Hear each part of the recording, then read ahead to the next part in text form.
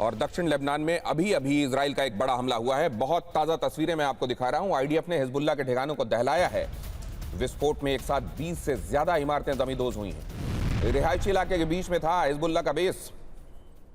यहां भी ये एक सिविलियन इलाका था जिसके बीच में हिजबुल्लाह ने अपना ठिकाना बनाया हुआ था। इसी तरीके से ये हिजबुल्लाह और जो ईरान के प्रॉक्सीज हैं उनके बारे में ये कहा जाता है कि वो सिविलियन ठिकानों के करीब अपने ठिकाने बनाते हैं ताकि दुश्मन उन पर हमला करने के पहले ये सोचे कि कहीं ऐसा करते हुए हमला करते हुए उस पर वॉर क्राइम के एलिगेशंस तो नहीं लगेंगे। और इजराइल ने यह साफ कर दिया है हमास के सिलसिले में भी और हिजबुल्लाह के सिलसिले में भी कि इस तरह की बातों की परवाह बियॉन्ड द पॉइंट वो नहीं करेगा। और इसीलिए यहां पर यह भीषण हमला आप देख रहे हैं दक्षिणी लेबनान में जो हुआ है। देखिए जरा यहां एक साथ जो इतने सारे हमले किए गए हैं उन हमलों को देखिए और उस जगह की आवाजें सुनिए और महसूस कीजिए कि इस जगह पर अब से कुछ देर पहले क्या बीता है।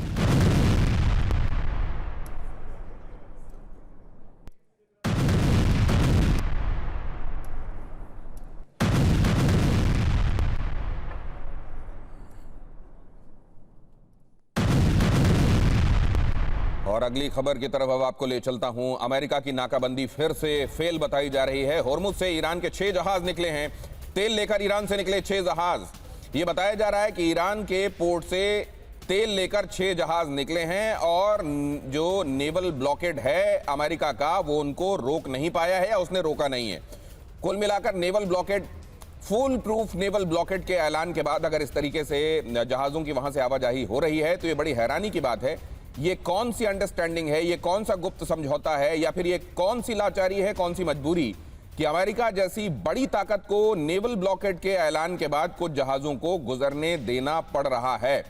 हमारे साथ जुड़ने वाले खास मेहमान, उनसे आपका परिचय करा देता हूं। जनरल संजय मेस्टन हमें ज्वाइन कर रहे हैं, हालांकि आज वो बाहर से हमारे साथ जुड़ रहे हैं। दीपक वोहरा भारत के राजदूत रहे हैं कई देशों में, वो भी हमारे साथ आज की इस चर्चा में हैं। ग्रुप कैप्टन डीके पांडे यहाँ मेरे साथ स्टूडियो में हैं। प्रोफेसर अमिताभ भी मुझे यहाँ स्टूडियो में ज्वाइन कर रहे हैं। आप सभी का बहुत स्वागत करता हूँ।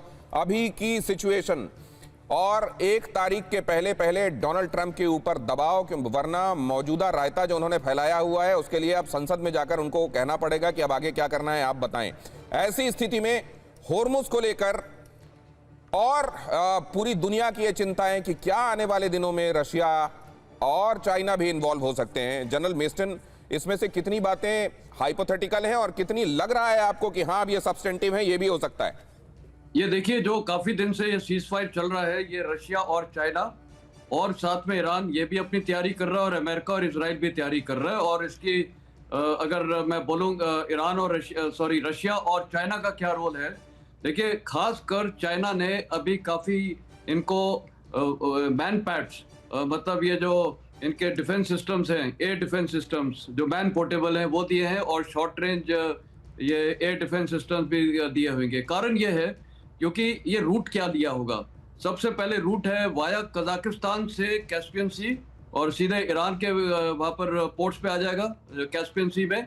और दूसरा सबसे साधारण रूट है वाया कजाकिस्तान और फिर तुर्कमेनिस्तान। और तुर्कमेनिस्तान का बहुत बड़ा बॉर्डर है ईरान के साथ और ये लैंड रूट है, तो इसमें कोई चेंज वगैरह भी नहीं है लॉजिस्टिक्स का।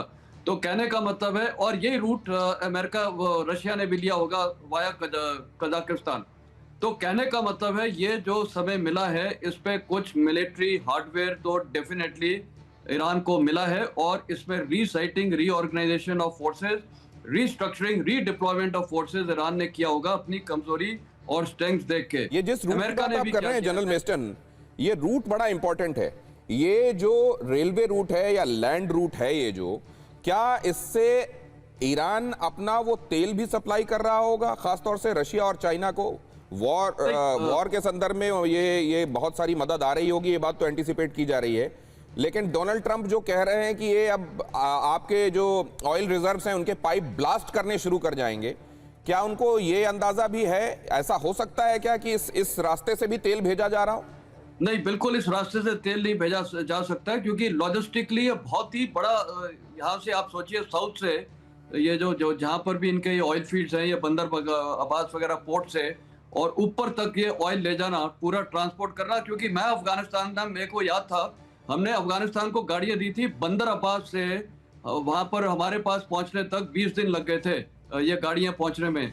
तो ये तो लॉजिस्टिकली और पाइपलाइंस चाहिए इसके लिए, तो मेरे को नहीं लगता इतनी pipelines north to general mister, एक थ्योरी ये है कि उनका एक ड्राई पोर्ट है, उस ड्राई पोर्ट के जरिए ये भेजा जा रहा हो सकता है, ये संभावनाएं। मैं आपके पास कुछ एक चीजें दिखाने के बाद आपके पास वापस लौटता हूं। इस बीच ये खबर देख लीजिए जरा। ईरान को एक बार फिर ट्रंप की सीधी धमकी, उन्होंने कहा कि नहीं माने तो पाइपलाइन में ब्लास्ट होगा। पाइपलाइन बचाने के लिए ईरान के पास 3 दिन हैं। उन्होंने ये बात कह दी है कि अगर आपको अपने पाइपलाइंस बचाना, अब ये इसका मतलब क्या है, इसको जब लोग डिकोड कर रहे हैं तो एक तो मतलब इसका ये निकाल रहे हैं कि वो ऑयल रिजर्व्स जहां पर हैं, जाहिर है वहां से ब्लॉकेट की वजह से वैसे तेल नहीं निकाला जा सक रहा है जैसा पहले निकलता था, तो क्या ये इस वजह से ब्लास्ट होने वाले हैं? ये किसी तरह का सैबोटाज है जिसकी तरफ इशारा कर रहे हैं डोनाल्ड ट्रंप, क्योंकि बहुत बार कह चुके हैं रिजीम तो मैंने चेंज कर दी है, या फिर वो अब यहां बम बरसाने वाले हैं इसलिए ये बातें कह रहे हैं? ये पाइपलाइन बचाने के लिए, लेकिन ईरान के पास 3 दिन है। अब अगर आप इस बात को ध्यान में रखें कि कुल मिलाकर डोनाल्ड ट्रंप को ये जो वॉर उन्होंने शुरू कर दिया है और ये जो तमाम डिप्लॉयमेंट्स हैं, अगर इनको आगे भी जारी रखना है तो उनको अमेरिकी संसद की मंजूरी चाहिए, जो 1 तारीख को लेने के लिए जाना ही पड़ेगा। प्रोफेसर अमिताभ, ये 3 दिन इस लिहाज से क्या इंडिकेट कर रहे हैं डोनाल्ड ट्रंप के लिए? देखिए, डोनाल्ड ट्रंप इस समय ये जानते हैं कि किसी भी तरह हॉर्मुज स्ट्रेट को बहुत दिनों तक बंद नहीं रखा जा सकता है, और जब तक वॉर डिक्लेयर नहीं हो ये और भी मुश्किल होगा। और 29 को सीनेट हेयरिंग है जिसमें पीट हेगसेथ अपना नया बजट पेश करेंगे सीनेट को, और वो कांग्रेस से अप्रूवल के लिए जाएगा। और वो चाहते हैं कि अमेरिकी बजट 1.5 ट्रिलियन बढ़ाया जाए, जो अभी लगभग 1 ट्रिलियन के है। तो वो कांग्रेस से पैसे ज़्यादा चाहते हैं।